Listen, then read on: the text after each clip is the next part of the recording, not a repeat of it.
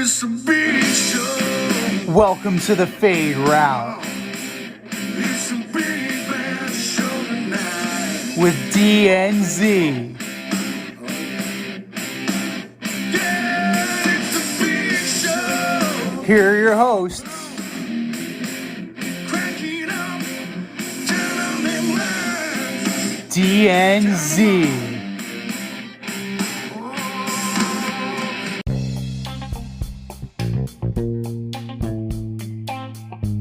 Welcome everybody to this week's episode of the Fade Route with DNZ. I am Z, and we have a great show for you today.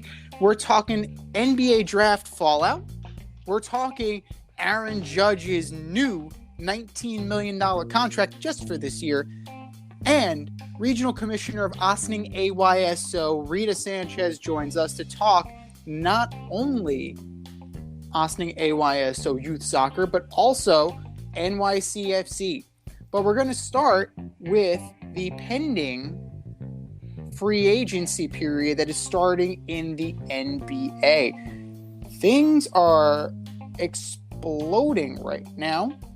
You have players opting out of their deals. You have players opting into their deals. You have players who are opting in hopes to get out of their situation. You know, Bradley Beal is out. James Harden is out, but he's trying to stay in. Bobby Portis is out. This is getting very, very confusing, actually, when you're looking at it, right? Because now you have the market is flooded with these huge names. And you had a monster trade today as well, as the Atlanta Hawks acquired guard DeJounte Murray from the San Antonio Spurs. Murray, who was an all-star this past year, averaging 21.5 points per game. The Spurs got 3 first-round picks and the rotting corpse of Danilo Gallinari for Murray so that they can pair him with Trae Young and add a little bit more firepower to their already young and hungry roster. But let's start with the big guns, right? Kyrie Irving. As always, we were going to talk about him, right? He's a lightning rod. Kyrie Irving is opting in to his $36 million contract with the Brooklyn Nets. Russell Westbrook is also opting in to his $47 million contract. I'm still wrapping my mind around that with the Los Angeles Lakers. And then last but not least, John Wall is opting out of his contract with he's opting in to get bought out, if that makes any sense, because he has agreed in principle to join the Clippers. So now you have Wall, you have Kawhi, and you have Paul George. So, what's the biggest surprise from this week? All of this. Which one's going to be the biggest impact? I don't know. And frankly, I'm looking to find out. And here he is. I've known this guy since our days on Carousel Shoes, flight crew through and through, the last QB in St. John's history. What's up, D? How's it going, man? Who's the biggest surprise for you? I mean, the biggest surprise is how terribly run the NBA is. I mean, we were talking about this in the production meeting, and I really do feel like the NBA is the poorest run league out of the 4 major sports. And I think hockey just might be the best run league. I mean, you got teams foaming at the mouth right now for Jalen Brunson. And our listeners probably just went, who?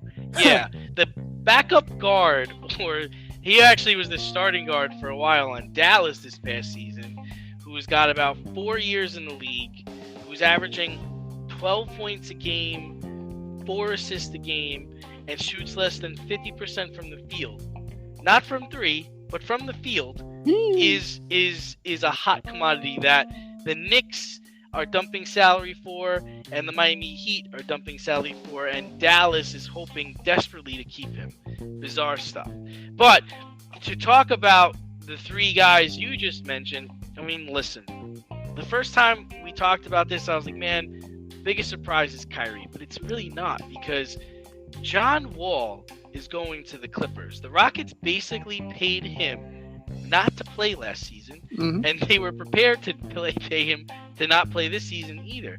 He gets hurt a lot, and I'm not sure what he has left. But on the flip side, I really thought Boston or Miami should have gotten in the mix for John Wall just because they're missing a guy, right? And I'm interested to see how he's going to play with the Clippers. I mean, he should be well rested. He hasn't played that much in the last 5 years. And he's a tall guard who can get up and down the floor. And he's the rap on him a lot of times is he get hurt a lot, and he's a lot faster than everybody else. He almost moves too fast. The Kyrie Irving thing didn't, he didn't have much of a choice. I loved his quote, though. Normal people keep the world going, but those who dare to be different lead us in tomorrow. Kyrie, if you were different, you would have opted out and took $6 million to go play with the Lakers. I think everybody on the face of the planet would have opted in to playing with Kevin Durant for $30+ million a year in Brooklyn. So, dude, you may think you're different, but you're not that different in this situation. A different person would have went to play somewhere else or opted in to play with the Lakers for $6 million. And then the Westbrook didn't have a choice, man. Like, who's paying that? Who's gonna pay him? His game has deteriorated so bad the last couple of years. I love how guys sign these huge contracts, but they don't stay wherever they get them from because nobody wants them anymore. So if I'm going to go with anything, I'm going with John Wall. That was the biggest surprise to me. It is, Westbrook kind of can't go anywhere just because you need to, in any trade scenario, you need to you need to pay him. You need to have cap room, and you need to be sending comparable salary. How many people are you going to send to the Lakers to make that work? And then they're going to have to cut all of them because you don't have an infinite number of roster spaces. So It's friggin' ridiculous to me, for one, that such a contract was even allowed to happen, right? $47 million. 47. Kyrie Irving, it was a no-brainer, right? Like, at this point, he's getting paid not to play. Right? He just is doing what he's doing. His feet have not been held to the fire since he put pen to paper in Brooklyn.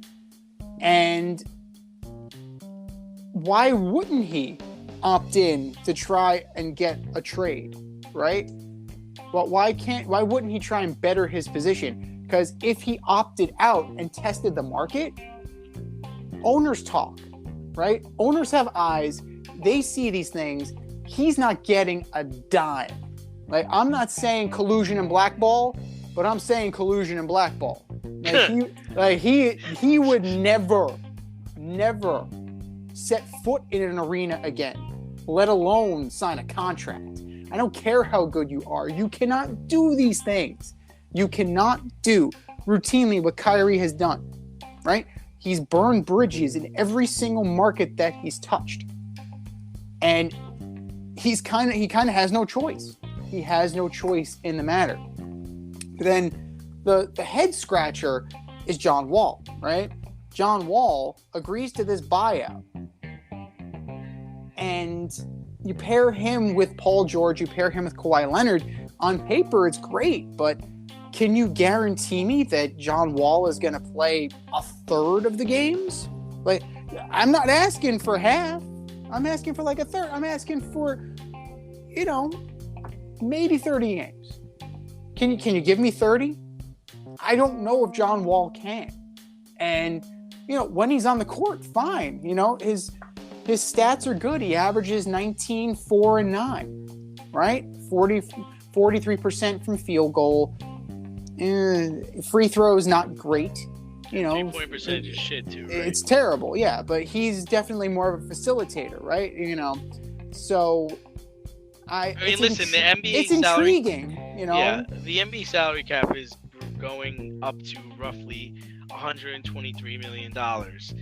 You're asking for John Wall, Russell Westbrook, and Kyrie Irving on any team. They're a third of the salary for the whole freaking team. Mm-hmm. Absolutely. And that's where the Lakers are in trouble right now, because the Lakers can't keep Davis, LeBron, and Westbrook. That ties up the entirety of their cap. So, thankfully, the cap is going up. so they actually can field a roster. That'd be nice. Otherwise it'd be like, you got $99 in a job, you can go play for the Los Angeles Lakers. That would be fantastic. But, I find it very interesting and I find it very surprising that teams would be so willing to offer John Wall this contract. I understand that he was out for the year. I understand that, they Kemba Walkered him earlier than the Knicks Kemba Walker. But, I don't know what he has left. And this is going to be a very intriguing season just from looking at these 3 point guards. But now that Kyrie's opted in, right, where do the Nets go from here? So NBA analysts think this saga is far from over. And frankly, how could it be? Opting in just means Kyrie loses his leverage. And now that the Nets are seemingly in the driver's seat, are Durant and Kyrie effectively on the trade block? I think teams like Dallas, Portland, Miami, and the Lakers would be interested in either player, right? A 1-year deal for Kyrie means nothing. You think he's gonna? You think, does Brooklyn really believe that he's gonna play hurt this year? You think he's not gonna take time off just because? And the other thing is I was watching Kevin Durant do an interview with David Letterman. He's an interesting dude. He's just an interesting guy. He's much different than I thought him to be. And he said he doesn't chase rings, he chases experiences. Like the Golden State Warriors winning 2 championships with them was an experience. I bet this season without Kyrie and without James Harden was an experience too. Mm-hmm. But if I'm the Brooklyn Nets, I'm like, this isn't gonna work. This is just not gonna work. Like, we didn't win last year with these 2 guys. And you cannot bank on Kyrie playing. The problem is I don't think there's not really much of a market out there for Kyrie, or at least teams are pretending there isn't. I think Dallas would be interested in him because I think guys like Mark Cuban and guys like Pat Riley, they think they can control him. They think they can talk to him, like Danny Ainge and everybody else who LeBron and Ty Lue. They all think that they can talk to this dude. Kevin Durant is 33 years old, I think. How much more time does he really have left? And we already know that he can't get it done without 2 other guys, right? Yep. Are we banking on so if you're the Nets, right? You're banking on Kyrie Irving giving you a season where he's a player playing on a 1-year contract. We all know what that means. It doesn't show faith in the player, right? And what player is really gonna do that? Kevin Durant's 33 years old. What does he got left? Really? Two really good years left? Probably 7 years in total, but 2 at the top of his game years left? I'm a guy that's shopping. I'm shopping him, and I want draft picks, just like Sam Presti and the Oklahoma City Thunder did all those years ago. I want draft picks. I want capital. Because listen, they're not going to beat the Heat. They're not going to beat the Bucks. And man, the talk is that James Harden opted out, but he's going to take a reduced salary so the Sixers can get better. They ain't beating the Sixers either. Nope. It's going to be very interesting to see what happens in the Eastern Conference, just from the simple fact that, the Boston Celtics are going to change too, right? They're most likely going to lose Marcus Smart. Al Horford's not going to be back there next year. Like, you can't... Robert Williams, I understand that, but Tatum and Brown are just okay. Like, they need more. The Nets have so much egg on their face. It is unbelievable, right? But we kind of knew, right? People who understand the dynamics of these personalities knew that this would never work, right? We saw this coming from a mile away that it was not going to work. But try as they might, they doubled down with the James Harden trade, right? The first one. Now they let go a little bit by dealing Harden for Simmons, but at the end of the day, Ben Simmons still can't shoot. He's a defensive wizard. Yes, absolutely. But he's a one-dimensional player. That team is horribly flawed. It's not as good as the team you had that you blew up in order to go star hunting, right? You had Jared Allen, you had Rodi Kurucs, you had Karis LeVert, you had Spencer Dinwiddie. You had a core nucleus of players that were talented, right? Solid, unspectacular, but together they were moving in the right direction. You're paying for what Durant has done. You're not going to pay for what Durant will do for you. You might get an MVP out of him out of pure spite, right? He will take it to the next level just despite everybody who thinks that he is done, right? We know that Kevin Durant is thin-skinned. We know that Kevin Durant has rabbit ears. He probably has his burner Twitter keyed in on our Twitter page at FadeRapUNC. But you gotta, if you are the Nets, admit defeat, shop Durant, shop Kyrie, fire Nash, and you might want to consider firing Sean Marks too. Because he was at the helm, right? He was leading, supposedly. He was supposedly at the head of the ship when this went down. So you need to start thinking about the future of this team, and this team will only get better when one or both of these guys are gone. Yeah, I mean, we all got on James Harden for leaving, but if you think about it, he probably was, he was the smartest one in the room. Mm-hmm. Because he looked around and he was like, man, this Kyrie thing is a mess. Kevin Durant out here chasing experiences. I'm just trying to win a championship. What does that mean? Skydiving? Like, what does that mean? Chasing experiences. I mean, today, Woj had an interview on Get Up, and he said it will take a cultural reset for Kyrie Irving to succeed with the Nets. What does that mean? Does that mean kowtow and kissing Kyrie Irving's ass? Or does that mean fire Marks, fire Nash, and build from the beginning? Like, what does that mean? A cultural reset? To me, it meant that they want him to be accountable. They want him to play in games. They want him to play hurt. They don't want to hear about his personal things. They don't want to hear about Ramadan. They don't want to hear about COVID vaccine shots. They don't want to hear about your issues with, any social issues you have. They want you to come in here and play basketball. And I'm not sure they're not asking for so much for a guy who they're paying $36 million. And the fact that he's coming in on a 1-year deal, that should really, really worry everybody.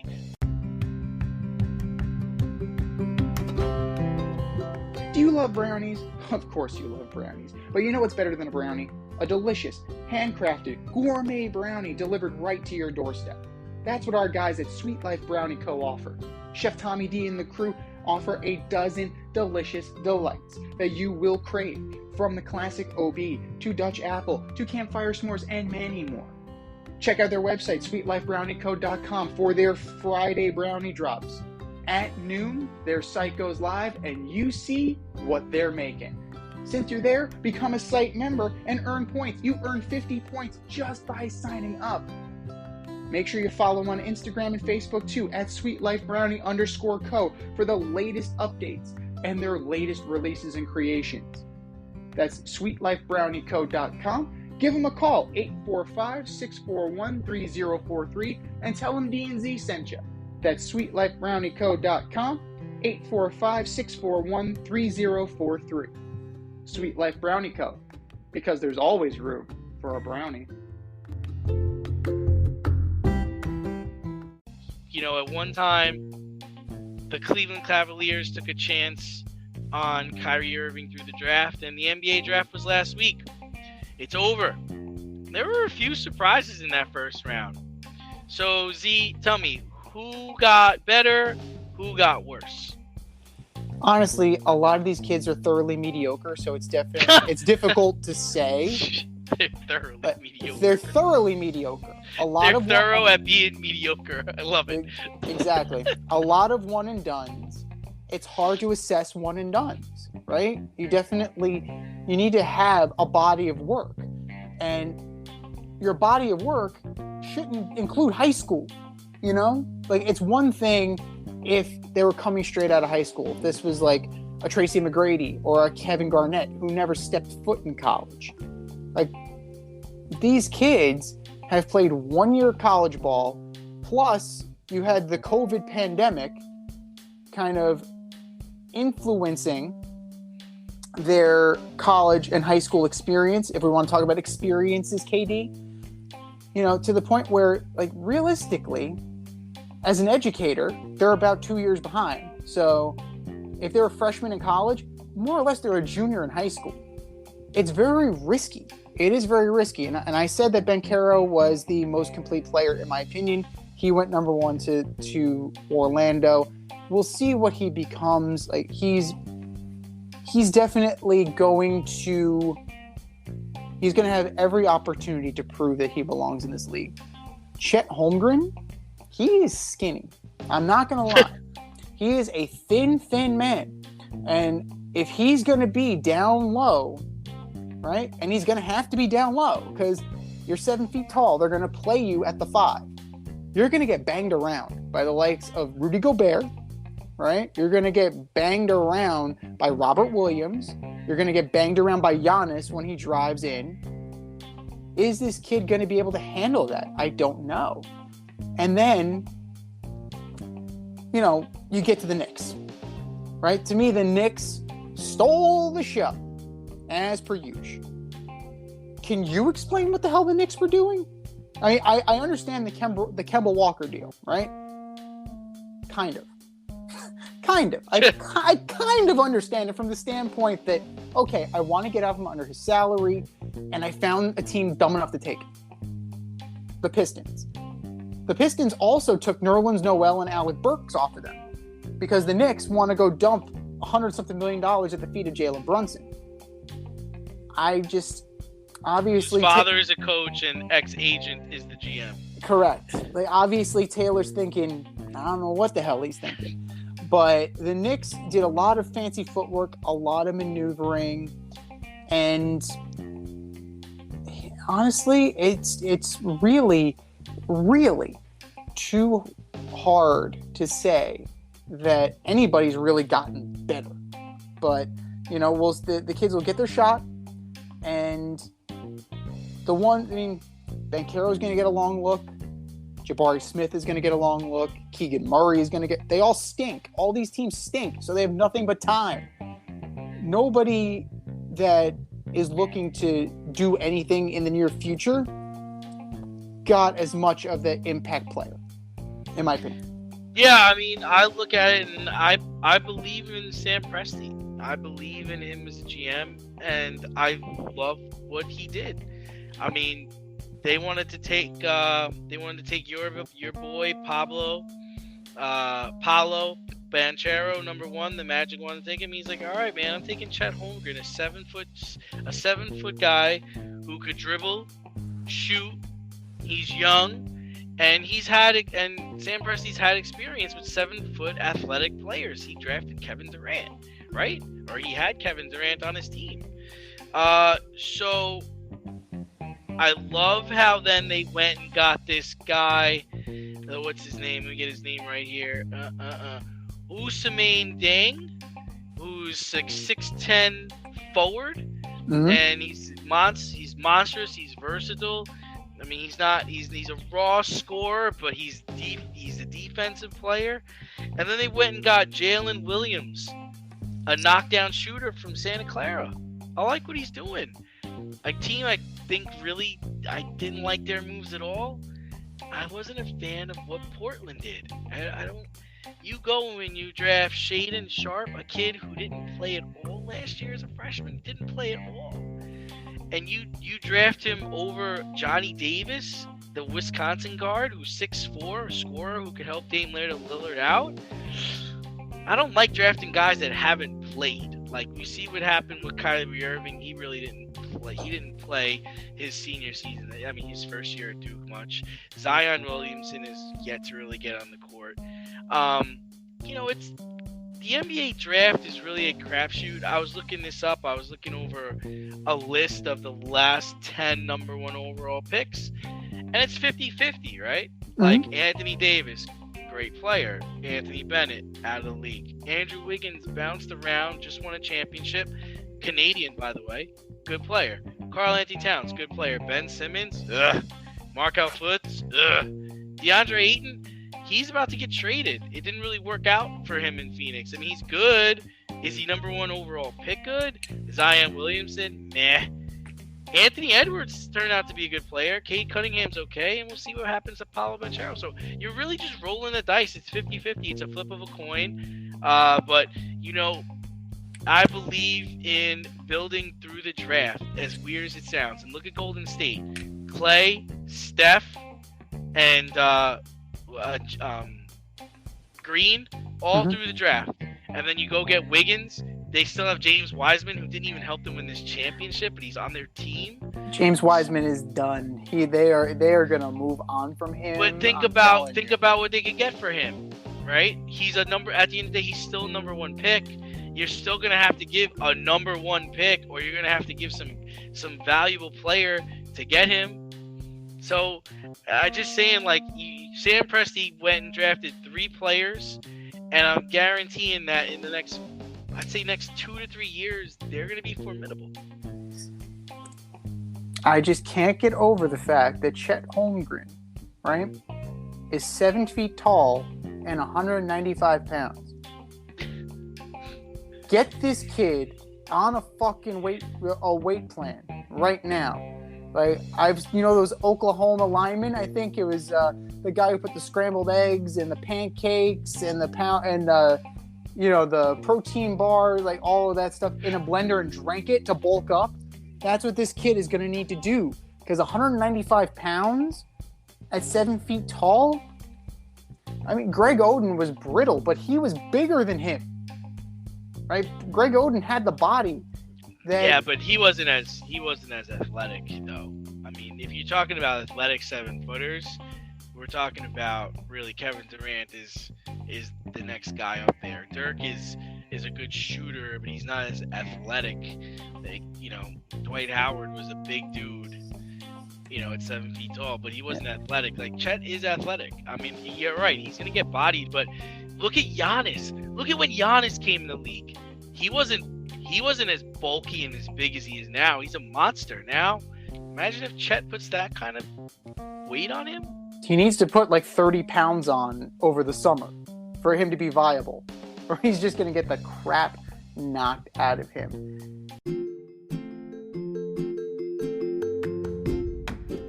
You can't help but smile when you see a balloon. The simplest occasion is a party. Westchester Pop Stars, located in New Rochelle, New York, offers balloon styling and decor for all life's events. Birthdays, anniversaries, weddings, showers, school and corporate events, store openings, or just because. Westchester Pop Stars takes balloons and shapes them into works of art, creating decorative installations for your special occasions. No event is too big or too small, and their custom personalization service is top-notch. Westchester Pop Stars is a private studio, quickly expanding. In-person consultation is by appointment only. Send an email to westchesterpopstars@gmail.com for more information or to schedule an appointment. No need to hire an event stylist. All you need is balloons. Currently servicing Westchester, Putnam, New York City, and Connecticut. To find Westchester Pop Stars, search for them on Instagram, Facebook, or Google. And speaking of getting the crap knocked out of them, we had the showdown in the Bronx between the Houston Astros and the New York Yankees. And it resulted in a split. Fine. You can't say it was boring, right? The walk-off home run, the no-hitter on Saturday, Verlander not pitching, but he is shining in Queens today as he went 8 and my Mets lost to the Astros and got swept. But he is a sub-3 ERA right now, and he's 9-3. 10-3 with the win today. He didn't get the win though. Oh, he didn't. No, he didn't get the win. He was out. I'm pretty sure he was out. But what is the most impressive thing to you? What's the biggest story coming out of this? The Aaron Judge walk-off? The no-hit? Or, Aaron Judge walking off twice and getting paid? Like what is the biggest story coming out of this clash of titans? Well, I think it was important for the Astros to come into New York and win the series or split the series, right? Yeah, they came in here and said, you know what, we don't care that you're the best team in the league. We don't care that you're playing home. We're the Houston Astros. I was super impressed with the no-hitter, especially since this was the second time they did this to the Yankees, the second time they did a combined no-hitter in Yankee Stadium to the Yankees. But to me, the biggest story was Verlander coming out of the series, 9-3 with the ERA basically under 3. I mean, this is a guy who is 1 year removed from Tommy John surgery. He went into Yankee Stadium and he only gave up 1 run to the best team in baseball. I mean, come on, that's got to speak for something. Based on what we know about Justin Verlander, he had the most impressive story. 39 years old, coming back from injury, 9-3 with a 2.22 ERA. 2.22. Can I interest you in that? Absolutely, you can. And we thought that the Yankees were going to be in on Verlander. And it was very surprised that was not the case, because he has been nothing short of dominant. And he looks like the Justin Verlander of old and not an old Justin Verlander. From the Yankees side, you definitely need to be encouraged by Aaron Judge's performance. He continues to be the MVP of the American League. He is crushing it and smashing the ball like the Aaron Judge of old. Yeah, you're looking at 289, 28, 57 ribbies. I mean, you'd like to see more ribbies, but you really can't do anything about that.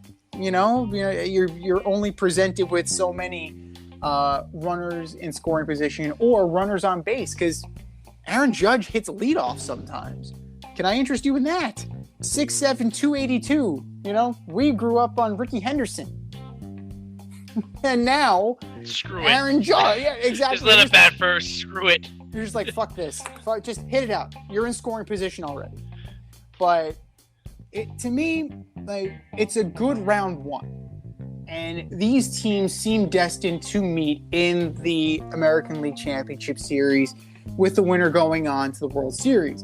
This seems like a crash course, right? It seems like this is destiny.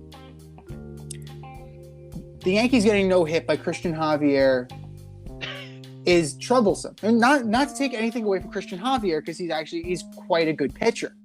But for your bats to go ice cold for 16 innings, not just one full game, a game and a half. You went a game and a half without a hit. That is disturbing. You need to be able to do what you're doing, right? You're the Bronx Bombers. You're bashing the shit out of it. I happened to go to the Yankee game last night with my girl for our anniversary. We watched them bash the shit out of the Oakland A's. Right, clearly. But that's the Oakland A's. They're the worst team in baseball. You should be doing that. This is concerning if you cannot do it against good pitching. If you can't muster a hit against good pitching, that is very worrisome, and you need to change up your approach. We've said it multiple times, and the personnel is there this year, right? You cut some of the dead weight. This is the personnel for it. Now, could you get rid of Joey Gallo? Absolutely. Like, I mean, by the end of the game, like Joey Gallo was trolling. He was trolling fans. They were begging. You know how after the warm-up throws, just to get his arms loose, they start lobbing the ball into the stands. I was in section 107 with my girl. I have people lobbying, begging Joey Gallo for this ball, and he's just casually tossing it to every other section, and I'm just laughing my ass off. He's trolling. Like, Joey Gallo is openly trolling Yankee fans. It's hilarious. It's wonderful. So they definitely need to kind of cut loose some more dead weight and really kind of tighten the belt here, because if you get no hit for a game and a half in the playoffs, you're going home. You are going home. In other news, the Yankees avoided arbitration with Aaron Judge, paying him $19 million, and the deal includes incentives for an MVP or World Series MVP. But what would be worse for the Yankees?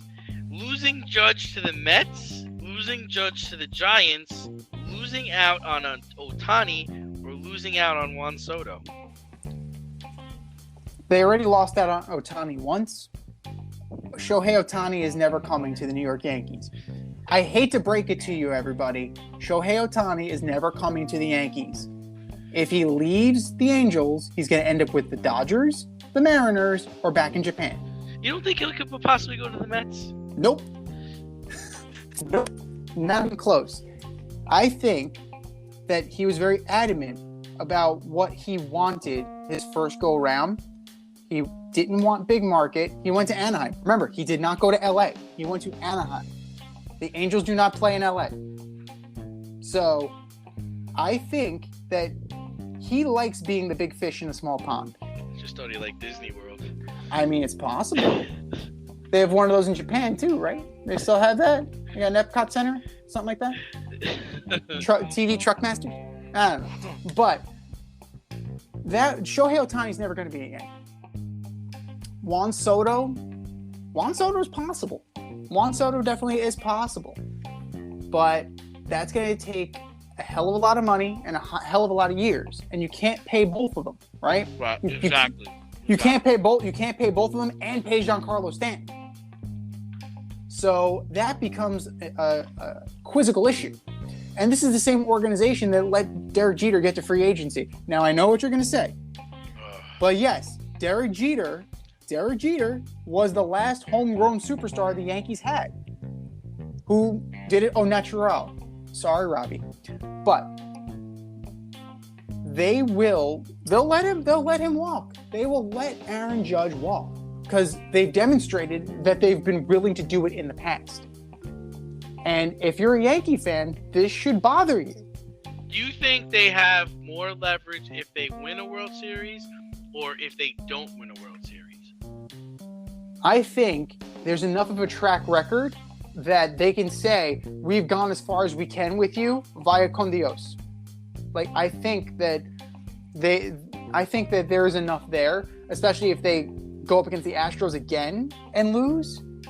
Like, that just might be in the mind of Steinbrenner, in the mind of Cashman. Like, this is his ceiling. This is as far as we can go, and that's not necessarily fair to Aaron Judge, because more often than not, he's performing. It's the other guys that you need to worry about. But well, I just look at this situation in the way that I think the Yankees hold all the cards, regardless of how this year turns out, regardless of how he plays. It doesn't matter, right?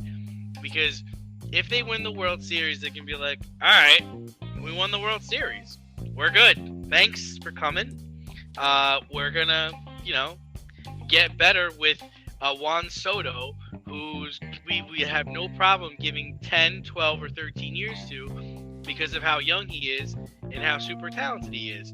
Or, Shohei Ohtani, who's a two-way player, and they keep mentioning his name in the same breath as Babe Ruth. On the flip side, they can say, well, if we lose the World Series or don't get there, they'll say, man, we didn't win with you. So why are we going to give you more money on the back end of your life in Major League Baseball and think it's going to get better? So to me, the Yankees hold all the cards. In the short term, I would say losing Judge to the Mets would be a disaster for the Yankees. I think that's what they really don't want. And I feel like the Mets, this owner, just has no shame and no problem shelling out big bucks and giving out years to really stick it to the Yankees on this one, right? But then in the short term, I think it would be re-signing Judge and not being able to get Juan Soto, because I think Juan Soto is the guy that everybody's going to be clamming for, in the next 2 years. Where Judge reminds me of like a pool host, like a general manager and owner is going to be like, yeah, give him everything he wants, bring him here, just to say they landed like the best player in Major League Baseball, like Pujols was, or like Mike Trout was, whether you're in Detroit, San Francisco, or even Chicago, even the Chicago Cubs, right? So that's my 2 cents. The worst thing that the Yankees could do is not build in certain opt-outs. Bingo. Yeah. He's 31. He's going to be 31 years old at the time of this contract. He wants 9 years. He wants 8-9 years. Then you need to meet us halfway. We'll give you what you want. We'll give you an opt out. 6. Opt out after 3. Opt out after 6. We'll give you 2 opt outs. So because if I'm the Yankees, and I've seen this happening with A-Rod. Yep. Like they've experienced this with A-Rod. Right. Like I did not protect myself, and then I got screwed on the back end. So the Yankees and Judge should get into a room. I don't want to leave. You don't want me to leave. Let's come up with a scenario where both of us are happy. Now you can they let Robinson Cano go. Yeah, and look what happened to Robinson Cano. Right. So like no one player is bigger than the New York Yankees, but this is the same organization that did let Derek Jeter test the waters. And then if the deal was a little too rich for their blood, they would have let him walk. And I think he had a deal, or was at least talking to the Tigers. So Derek Jeter was at least talking about it. Now Judge is Jeter was longer in the tooth. Judge is going to be younger than Jeter was when he tested free agency. If he's blown away by an offer and he goes back to the Yankees with that offer, I think both sides would come to their senses. It's kind of like when Bernie Williams was a free agent. He went to the Red Sox, went back to the Yankees, said, "I have an offer from the Boston Red Sox. How much more do you want?" Okay, you got it. Are you in the camp of pay these guys whatever if it means he's the best player in baseball, or the best first baseman in baseball, or the best hitter in baseball? Are you of the mindset of you pay the best to be the best, or are you more of the mindset of no, it's a horrible deal to go 10 years? It's a horrible deal to go 10 years. Well, perfect example, Bryce Harper, 13 years, no opt-out, no trade clause. That's a horrible deal for the Philadelphia Phillies. So who do they one up? He wasn't going back to the Nationals. But who? They kept him out of the Mets uniform? Oh, okay. Great. Wonderful. You're going to have to swallow that contract now. Like Manny Machado with the Padres. Why are you giving drunken sailor money? What is wrong with you? I understand if you're going to do that, you mentioned Steve Cohen. Steve Cohen backed up the truck for Max Scherzer on a short-term deal. He didn't give him 10 years at age 39. He's not crazy. He's not crazy. He said, okay, we're going to take short-term on you. I'm going to get Marte, I'm going to get Kenna, and I'm going to get Escobar. And those 3, not so sexy signings are what they're keeping the Mets afloat right now. They keep them at a steady level. And look at Max Scherzer, the shiny new toy. He's on the IL right now. So you go big game hunting, but buyer beware. That's all I'm saying. Buyer beware. We love youth sports. Not only do they get the kids out and active, but they promote teamwork, sportsmanship, friendship, and fair play. One of the Fade Route's favorite youth sport partners is Ossining AYSO Soccer. Their mission is to develop and deliver quality, player-centered youth soccer programs that promote a fun, fair, family environment where everyone is welcome and everyone plays. If you have a child between ages 4 and 18, registration for fall 2022, spring 2023 season is open. To sign up or to volunteer as a coach or referee, go to ayso201.org today. The more volunteers, the more children can enjoy the AYSO soccer experience. Go to ayso201.org today for more information or to sign up. ayso201.org. More soccer for more kids. And speaking of beware, the Mariners and Angels, they plain don't like each other.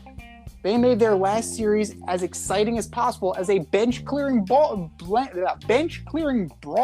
broke out in their game on Saturday. During the melee, there were 8 ejections. The league announced 12 suspensions. D, was this fight a big deal, little deal, or no deal at all? Right, and just so everybody knows, Seattle's Jesse Winkler got pegged by pitcher Andrew Wentz. Winkler was hit as part of a retaliation for the Mariners throwing up and into Mike Trout the night before. I mean, to me, this is just no deal. Like, fighting in all sports is just stupid. I think of sports as a job / a business. You can't just start throwing punches at people just because things didn't go your way. Fighting should not be tolerated. I also think, arguing with officials needs to go away. I'm tired of seeing people argue with umpires. Just play the game. You got a problem with the guy, you upset he hit you, meet him in the parking lot after the game. Have a conversation with him. Be an adult. Be an adult. You're going to go charge the dugout? He didn't even charge the pitcher's mound. He charged the dugout. And most of the time these player rumbles, like, nobody really actually throws a real punch. Everyone kind of hugs each other and falls to the ground. It's actually kind of pathetic. But yeah, you're right. There were 8 ejections in the game and 12 suspensions handed out. Coach Phil Nevin got 10 games. And these are 2 like irrelevant teams. It's no deal. Phil Nevin got off light. He got off light. What more can I say? Did he hit Mike Trout? Yes or no? No, he did not. No. The ball came up and in. It did not hit Mike Trout, because if it hit Mike Trout would be out for the season. So, Nevin took this, right? He filed it away. This was premeditated. He started this guy once, specifically because he was an opener. He had no intention of letting this guy go a long time. His role was specific. Go out there and do what you need to do. That's premeditation. That kind of crap cannot last in Major League Baseball. And Phil Nevin should at least get 25 games. That's, Wow, I would you're say throwing the hammer down. I'm dropping the hammer. He hit him in the buttocks or the thigh. It doesn't it's matter not where like he hit him in the hand or broke anything. But dude, I think somebody did get hurt in the melee. I think one of the relief pitchers broke an elbow. Oh, we're gonna get to Archie Bradley later. But you could have let it go. Like you said, you could have let it go. But Phil Nevin decided that I'm going to hold on to this, and I am going to get my pound of flesh. So you're trying to get this stuff out of baseball. Like, Phil Nevin, you need to stop with the ridiculous Cro-Magnon-like behavior. And Anthony Rendon, you're a schmuck too. Apparently this has devolved into a Legend Superstar of the Week, because Anthony Rendon is already hurt. He's out for the season. Why are you fighting? Why are you in the stadium? What the hell Why are you you in doing? the building? Right. You're getting into a fist fight? Is your wrist broken? He's got a cast. He's got a cast. Remember when Owen Hart had a cast on his wrist? That's exactly what this is about. So this means we clocking people with the wrist. Woo! Anthony Rendon's a nugget. Oh, God. Anthony Rendon. What are you thinking? Right? You had an I'm going to get me some. I'm going to straight up murder your ass. I did not see that coming. But in my opinion, the Angels instigated. I mean, the Mariners instigated this, but the Angels went above and beyond what was necessary to finish it, and they came down heavier on the Angels as they should have. But I don't think it was enough. I really don't think it was enough. If you really want to get rid of this stuff, come down hard. It's a big deal from the stance that, now you have an injured player trying to fight somebody. You had a guy slip and fall and break his elbow. I hope they were playing like the circus music. It's a fucking clown show. I wish, we should get Joe back on to see what Joe thinks about this. Joe, if you're out there. Showed more life than they've showed in weeks. They appear to be fighting each other. He's holding his left a little low. That can hurt him in later rounds. But, you had the opportunity to be adults. You had opportunity to be professionals. And instead, you pulled this beer league crap. But to me, that's all on the Angels. They could have let it go, and they just didn't do it.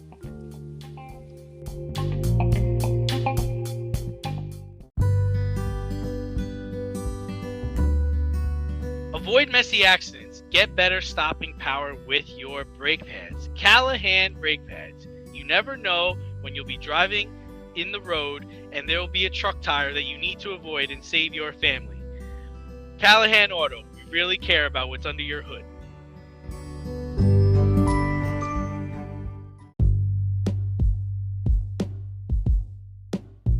Bullshit or no shit? We're going to debate this week's most controversial sports topics right now.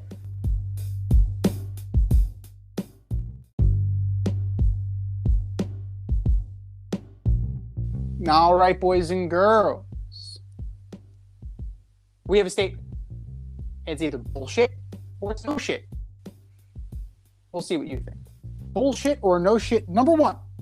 This is the end of the Tampa Bay Lightning's dynasty and the beginning of the Colorado Avalanche's dynasty. Man, it sucked. The Avalanche took out the Lightning in 6 games, and they finished them off in Tampa. A nice 2-1 victory. It just seemed like Tampa was done. I mean, it just seemed like, they were getting pressured with every time they had the puck. The Colorado Avalanche were all over them. I hate to say it, but it seemed like they wanted it more. They were out for blood. I'm going to say no shit to half of it. I think the Lightning's reign is definitely over. I'm not sure if this is the start of a new dynasty for the Avalanche. But it's hard in hockey. And, good teams, there are good teams sitting in the West. I felt, like I said, the Lightning were just pestered and pressed all series by the speed and talent of Colorado, and Colorado wanted it more. I mean, Colorado definitely had better jump in theirs, but that's also the rest factor, right? They had the sweep in the conference finals over Edmonton, whereas the Rangers took it to Tampa Bay. Tampa Bay had the sweep earlier of the Panthers. So having to go through the Rangers to get to the Avalanche definitely took a toll, right? You hear the injury report now. McDonough was dealing with a foot injury. You had Braden Point. He had a leg injury. He only played for 2 games. So Cirelli was hurt. You had a longer list as injuries mount and take their toll. That's hockey, right? That's just how it goes. I'm going to go no shit. I think the Lightning will, I'm calling bullshit. I'm going to go bullshit on this one because the Lightning will be back. This is not the year you need to worry about. As far as unrestricted free agents, right? Patrick Maroon, Andre Palat, Jan Rita, and Brian Elliott, the backup goalie. That's it. Everybody else is either a restricted free agent or they're under contract. So they're essentially going to be able to bring this team back. They're going to be able to, if they believe in this team enough, maybe trade off some pieces and bring in some guys. But they can essentially bring this team back. Yes, you're going to go up against the Rangers. Yes, you're going to go up against the Panthers. The Penguins are going to be a problem because the Penguins are always a problem. But you're going to have those guys, right? You're going to have your core. If you're looking at Colorado, Burakovsky, unrestricted. Kadri, unrestricted. Nichushkin, unrestricted. Lehkonen, restricted. Aube-Kubel, restricted. Helm is unrestricted. Sturm is unrestricted. Cogliano, Manson, Murray, Johnson, Kemper, their starting goalie. All of these guys are unrestricted free agents. So there's going to be an overhaul, right? It's just, you can't pay all these people for services rendered. So both of these teams are going to be good enough to get back, but I'm not going to start throwing out dynasty. I'm not throwing that word around anytime soon. Bullshit or no shit number 2. The Cleveland Browns and Baker Mayfield are officially over. Yeah, no shit. I actually want to see him. I actually do want to see him show up for camp and do drills with Watson, but the locker room would be a nightmare. I'm just curious to see how the league will, respond once Watson is suspended. I'm going no shit as well. I mean, Baker's pretty much said it, and the action of trading for Deshaun Watson and his repeated legal issues is an indicator of what the Browns think of Mr. Mayfield, even with the settlement of most of Watson's legal issues. The fact that Baker isn't there and they're kind of moving on as if he's not going to be there, that kind of shows you where they are. But, we were talking about it in the production meeting. Nobody's trading anything for Baker Mayfield. Everybody's waiting for the inevitable cut. Yeah. They're waiting for him to get cut. You're looking at a 29-30 record career, 61.6% completion, 14,000 yards, 92 touchdowns, 56 picks. The only team that I can think would be willing to bring him in on a make-good deal, because I don't even think the Steelers would now, because I think they're satisfied with Trubisky as their lead dog. Yeah, I think so too. If I'm the Giants, I'm waiting for the cut. Bring him in. What's the worst that could happen? What's the worst? He pushes Daniel Jones.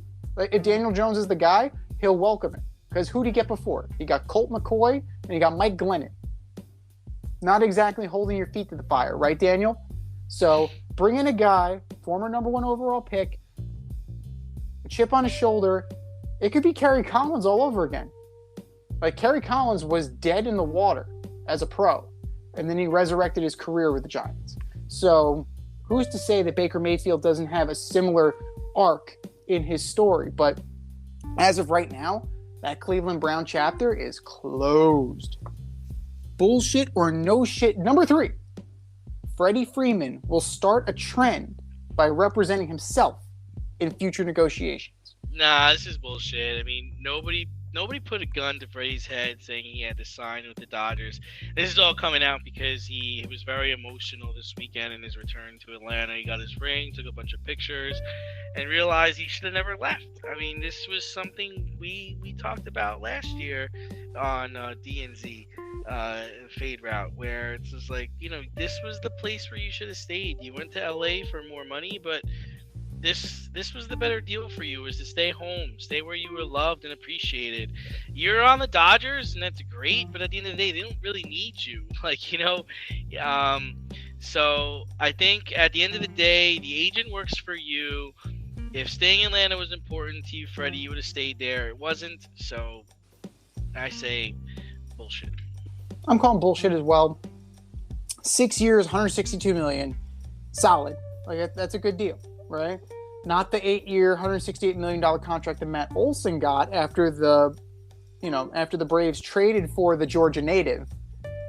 So, it's a little bit of sour grapes on Freddie's part. It's a little bit of, revisionist history. Both sides were kind of done with each other. They knew that they were inevitably going to part.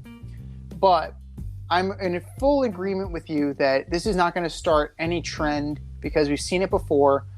Agents and players sometimes have an acrimonious relationship. Sometimes players will get talked into locations that they may not necessarily want to go to. No, For and example, but he can't really be mad. I mean, they got him a really good deal with a good team. It's not like he's playing for the Colorado Rockies. Like, he's playing for the Dodgers. Like, you're competing for a championship. Mike Hampton, thank you for proving my point for me. So that's what I'm saying. Like, that's what the money's for. The money is that's what you got paid, Freddie. Right. You got paid to, deal with the hurt feelings. But there are two pitchers, right, that you're quite familiar with, and they got talked into their contracts by their agent, who was Scott Boras. Derek Lowe, when he went to the Dodgers from the Red Sox, 4 years, $36 million contract. Derek Lowe is not an LA guy. Derek Lowe admitted he was talked into the deal. And then Kevin Millwood at Texas. At what point, where did Kevin Millwood to Texas look like a good fit? If you look at Kevin Millwood, his worst years as a pro were in Texas. His worst years as a pro. 48 and 46, only 2 games over 500, and ERA almost a full run higher. I'm sorry.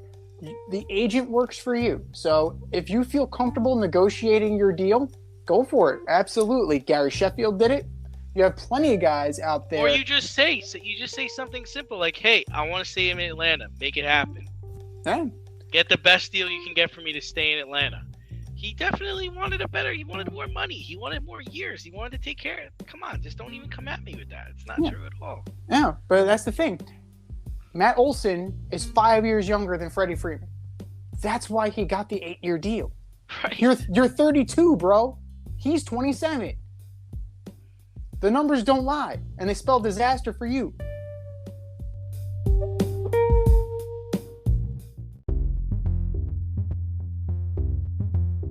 Are you in need of air care maintenance or service? I have the company for you. Air Care Technicians. They service the Westchester and Northern Bronx area and can help you with all your heating and cooling, maintenance, and service needs. Just give them a call at 914-315-1547. Again, that's 914-315-1547. Or shoot them an email at aircaretechnicians@gmail.com. These guys are the real deal, as they are veteran-owned, licensed, and insured. Make sure to tell them that D&Z sent you.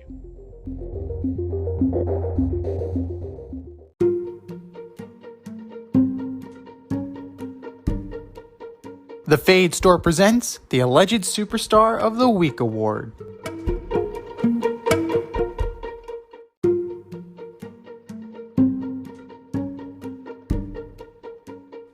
All right, boys and girls, you know what time it is. It is time for the Alleged Superstar of the Week. You know how it goes. We put up a poll on our Twitter page at FadeRouteDNZ, and you vote, and you vote, and you vote, and you vote. The winner of said poll gets the coveted ass trophy and gets featured on this here segment. And do you know who took home the ass trophy last week, D? I don't. Roger Goodell. That Goodell, that guy. Oh, Roger. Roger. Remember, Roger, you can start some things. It's okay. But that was last week. This is this week. Who are your nominees, D?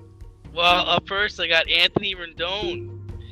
Out the rest of the year due to a wrist injury, but was suspended 5 games to be served next year for his role in the rumble between the Mariners and the Angels over the weekend. What are you doing on the field with a broken wrist during a rumble, Rendon? Anthony Rendon, you are my alleged superstar of the week. Number 2, Freddie Freeman. Not sure if I've ever seen a grown man cry so much on TV before. He fired his agent for helping him sign a 6-year, $162 million contract with one of the best teams in baseball. Simply because he finally figured out that he should have stayed in Atlanta, and he was happier in Atlanta. Freddie, if you wanted to stay in Atlanta, you should have stayed in Atlanta. Just your agent works for you. Come on, man. You're smarter than that. And last but not least, My alleged superstar of the week, the New York Yankee Bats. No hit by the Astros on Saturday. You're the best team in baseball, my ass. No team in Major League Baseball history has ever gone on to win the World Series after being no hit. How do you like them apples?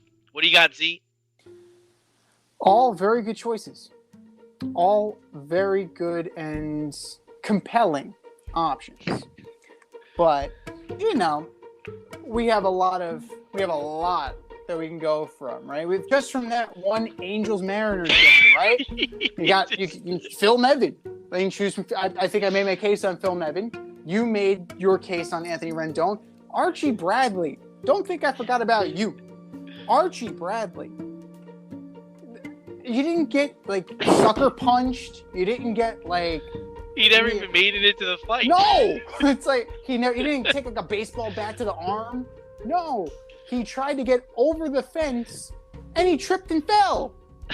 So, Archie, come on. Are you kidding me? If you're gonna get hurt, at least go out in a blaze of glory. Archie Bradley, you are my alleged superstar of the week. Major League Baseball, for allowing Fernando Tatis Jr.'s name to even be on the All-Star ballot. Oh. Fernando Tatis Jr. is 5th in All-Star voting.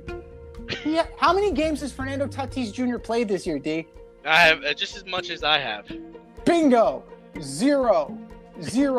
But Fernando Tatis Jr. is going to get an invite to LA. Are you friggin' kidding me? Major League Baseball, you are my alleged superstar of the week. And the New York Knicks, for whatever the hell you were doing, right? You got 3 picks, and then you traded picks away, and then Kemba Walker's gone, and then now Nerlens Noel and Alec Burks are gone to the same team, but in different trades, and you have all this cap room now available, and you're going to sign Jalen Brunson. That's your big move? That's your big play? Right. Exactly. Well, obviously Taylor's thinking, I don't know what the hell he's thinking. So let me get this straight. The Clippers are going after John Wall, and we're going after Jalen Brunson. Got it. Right. Now, if they wanted to, they could have gotten DeJounte Murray, right? 3 first-round picks and a shooter. You're telling me that there isn't a shooter on that team that you could pair with some picks, and then at least, Murray's coming off an all-star year, career year, a better year than Brunson. But, Knicks are going to nick. Knicks will nick. That's what they do. But New York Knicks, you are my alleged superstar of the week. And I think we've said our piece. Go to the Twitter poll and vote and vote and vote. And for our nominees,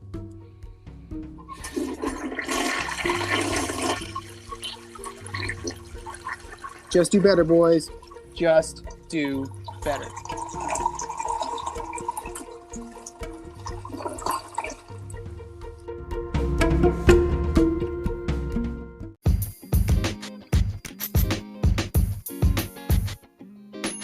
Your favorite podcast has its own merch line now. Go to the Fade store with DNZ.com today for all your Fade Route merch needs. I'm talking tank tops, t-shirts, sweatshirts, like yoga pants, we got those too. Like some cool accessories, we got those too. And we're not done yet. We have so much more planned for you, but check out what we have today at the Fade store with DNZ.com. That's the Fade store with DNZ.com.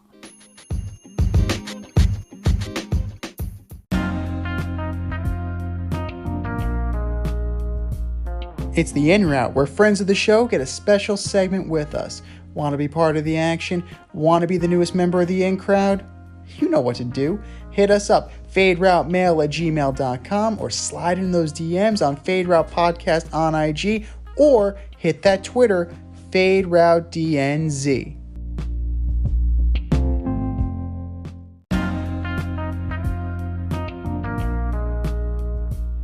Joining us on the In Route this evening is Regional Commissioner of Ossining AYSO Youth Soccer, ENL Teacher Extraordinaire, and NYCFC Super Supporter, Rita Sanchez. Hi, Rita. Thanks for coming on. Thank you for having me. All right. We'll lead you off with our boys in blue. the reigning MLS champs, NYCFC. There's been a change at the top with Rennie Dyla leaving mid-season to become the head coach of Belgium's Standard League, or Liège. Fair or foul for Dyla to leave a championship team for another job mid-season? So I was just really starting to like him. Last season, there was a lot of like, oh, Ronnie out, like hashtag on Twitter. Wow. And then the team really hit their stride, and then You were the one leading that charge, that whole Ronnie out? No, I Oh, wasn't, but we were kind of like, everyone was kind of lukewarm about him. And then after they won, he did the push-ups in his underwear, and everyone thought he was so charming. And then he like left us high and dry right before the international break, and it was kind of I think a bit shocking to the team, and because I think he had really, like, he had the locker room, and then he left, and it's been, I would say that it's foul for him. I don't exactly understand why he did it. I mean, probably money, but not too keen on it. Okay, it's fair. So Dyler's departure led to NYCFC to appoint Nick Cashing interim head coach. NYCFC is 0-1-2 in their first 3 games with the new coach, and they're playing FC Cincinnati tonight. What have you liked and disliked about Cashing's coaching style so far? Or Cushing? So I think I'm not sure about his starting 11. Like, it seems like it's that whole, like, if it ain't broke, don't fix it. Like, it wasn't broke before Dyla left, and he seems to be kind of experimenting a little bit, which, again, they were winning. There's no need to experiment. So he kind of is just like putting people together, and they lost on Sunday, and he just like swapped out both fullbacks in the second half. Like, it was kind of like, oh shit, my bad. Like, let me just put in like completely new people.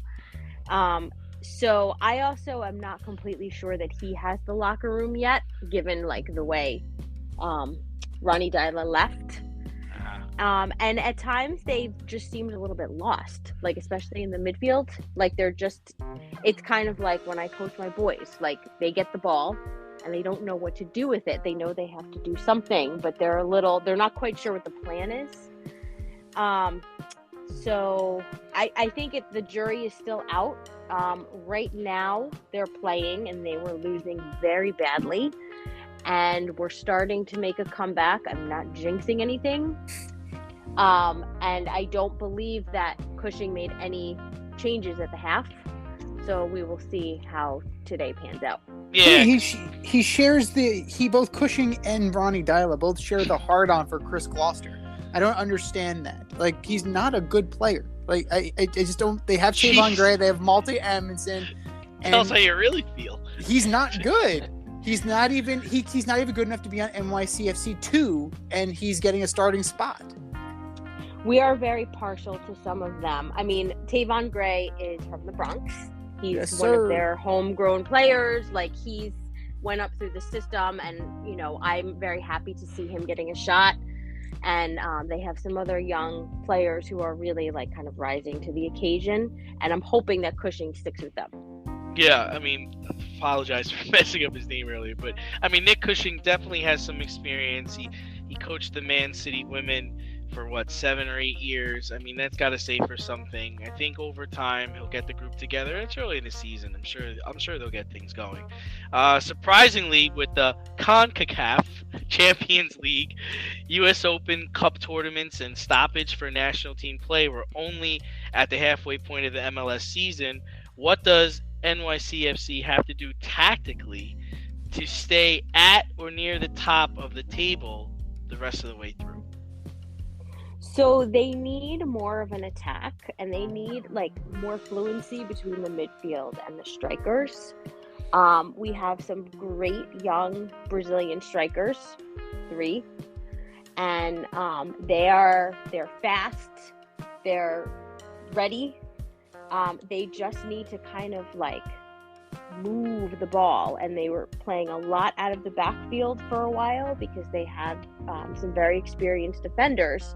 But now it's time to really like press. You've got these guys, they can beat the defenders, so why not kind of be a little bit more up tempo. The other thing that they need is health. One of our center backs has a high ankle sprain, so that's always kind of tricky to come back from. It takes forever to come back. Yeah, like a nagging. So we'll see what happens. And then today, we found out that Keaton Parks, one of our midfielders, is undergoing surgery for a blood clot, which is the second time this has happened. It happened in November. So definitely like sending him some good vibes. I met him last year. Super nice guy, super like important part of the team, and it's just like an awful injury, and who knows, and it's like an indefinite timetable, obviously, because this is like a major health thing having nothing to do with soccer. So we need to replace him. Like someone needs to kind of step in and fulfill that role in the midfield. He's like 6'7", I think, so he's got the height. He can play a lot of defense, and we need someone to kind of take that place. No, definitely. And other than Captain America, other than Sean Johnson, and other than the reigning Golden Boot winner, Tati Castellanos, who are your X Factor players, and who needs to step up for NYCFC to be successful? So we just got back our Swedish fullback, Anton Tinnerholm, who also just became a dad again. Congratulations to the Tinnerholm. Mazel tov. But now that he's back from an Achilles injury. Like it made a big difference putting him in the game. So if he can kind of get back to his old form, that will be crucial for us. More goal scoring from our Brazilian strikers, and from Santi Rodriguez, just to kind of like spread it around, because our Golden Boot winner, there's a very good chance that he will go to a European club soon. So we now need some other people to kind of step in and score. And the defense needs to be a little bit tighter. Just from what I was watching earlier, they're a little bit out of sync. I mentioned our center back was injured. The person that they put in for him, Maxime Chanot, suffered an eye injury, where he basically almost lost vision in his eye. So he's wearing one of those like masks, and to me it looks like he's got like a blind spot or something, but their defense is definitely a little bit funky right now. So as we get to the end of the season, we need to just be a little tighter back there. Definitely. And, definitely missing guys like James Sands and Jesus Medina and, the guys that they couldn't necessarily keep. They're definitely missing some of the players that they had last season. But going from the pros to the kiddos, the spring 2022 AYSO season just ended recently, and what a season it was. I happened to be on the sidelines for a couple of games, and it was nice to see. It was nice to see the young men and women performing well and having fun. So, as a coach and an administrator, what are your takeaways from this past season? So I will put on my administrator hat. Families were very happy for the kids to be back on the field. I think now we went through a full spring and a full fall, and people got to play on their team. So that was really great. People are still kind of like getting comfortable with leaving the kids and going to the different towns, but by the end of the season we had like a good cohesion. For my team, we had a great season. We only lost 2 games, which was nice. Actually all year, not all season. And the kids are really like kind of developing and kind of filling in those gaps from COVID. So I'm hoping we can just keep the momentum and come back strong in the fall. Absolutely. And we will get you out of here on this one, Rita. Speaking of the fall 2022 doesn't start until September. So what can players do over the summer to keep working on their craft in order to develop and improve their skills? So I think the secret, just like with anything else, is to do it like every day. So over quarantine, I had my son out on the sport court, like kicking goal kicks at me. So any chance that the kids can get to like have a ball at their feet, they should do it. There are a lot of camps and like mini camps and stuff that kids can do. NYCFC has great youth camps all around like Westchester, Connecticut, and the city. So that's definitely something that will help kind of keep the skills sharp. We are going to do like a Saturday morning, like summer Saturdays, to keep the kids just, again, small-sided games, skills, just to get them out there, and make sure that we're kind of like not regressing at all in the fall. So that's our plan. I mean, it's a solid plan, right? Because it's all about development at AYSO, and that's one of the reasons why we are proud to be a friend of Ossining AYSO. And Rita Sanchez, Regional Commissioner of Ossining AYSO, ENL teacher extraordinaire, NYCFC super fan, thank you so much for joining us on the In Route this evening. And if you want to be part of the In Route, hit us up. faderoutemail@gmail.com. Slide in those DMs at Fade Route Podcast on IG, or hit us up on Twitter at FadeRouteDNZ. You could be on the In Route. You could be part of the In Crowd. All you got to do is reach out. Rita Sanchez, thank you so much, and I look forward to speaking with you again. Thanks, guys. Have a good night. Absolutely, Rita. Take care. Thanks. This has been the Fade Route with D and Z. Thanks for tuning in tonight. Catch our podcast on Wednesday nights on Anchor, Spotify, iHeartRadio, Amazon Music, and wherever you listen to your podcast. Until next time, stay faded, everyone. Time for us to run the go route, but we'll talk to you next week.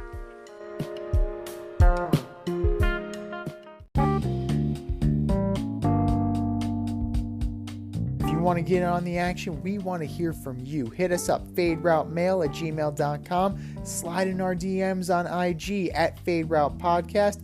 Drop us a DM on Twitter at FadeRouteDNZ. Comment on our YouTube channel, The Fade Route with DNZ.